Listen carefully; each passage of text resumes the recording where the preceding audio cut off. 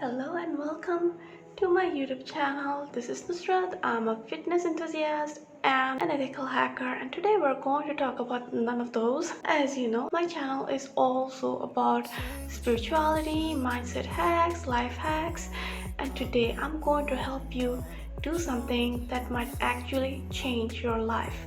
So stick around and find out. But before we progress any further, if you're someone who is really interested to know about different kinds of hacks, how to make your life better, how to be more productive, how to lose weight fast, or even any kind of ethical hacking, although that is quite less in my channel right now, you can definitely subscribe to it if you haven't already. That would be really helpful for me. I would really know that the content I'm creating is helping you out. Also, let me know in the comments if these are helping you out or not, and I would create more of it if it is creating an impact, right? So without further ado, let's get started.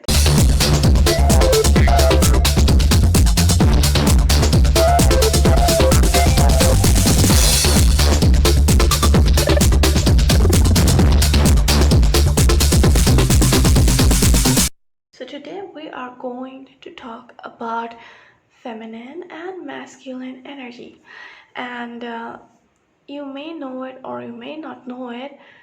All of us have both feminine and masculine energy, and whether you're a man or a woman or however you may identify yourself, every one of us has both of these energies. The masculine energy is more of a driving energy. You can say that's what gives you the drive for things. For example, you are very ambitious about something, you want to become a great businessman or a great businesswoman, you have great goals, you have great desires, you have great desires, you have great ambitions. So these are more of what the masculine energy is all about. And there is really no right or wrong, both are great. As we all know, whether you're a man or a woman, it's great to have ambitions. It's great to have specific goals in your life. It's great to be motivated. Feminine energy is more flowy. It's more to do with emotions, with the softer aspects of life. It's going to be more about finding your soulmate. It's going to be more about thinking from your heart. It's going to be about creativity, about being flexible. It's more of the softer aspects of life. And basically, if you ask me, we really need both. We really need both masculine and feminine energy. We do need to be motivated. We do need to learn skills. We do need to succeed in our careers. At the same time, love is an important aspect of our life. We need people around us. We need relationships. We need soulmate. We need to be creative. We need to be also in this flow state, and most importantly, we also need to practice self-care. For a long time I was not really aware of these myself, and I really knew that self-love is important, self-care is important. But what happens is that, especially for people who are entrepreneurs, who have businesses, or who are really, who have ambitions, you can say, even if you're doing a job and you want to really work hard on it, you want to get a promotion, what happens is that sometimes we really fall back from our feminine energy, from our feminine side. And of course, feminine energy and feminine wounds are different things. We can make another video on that later. But yes, there can be a kind of imbalance between both these energies, and our goal is to bring them in a balanced state.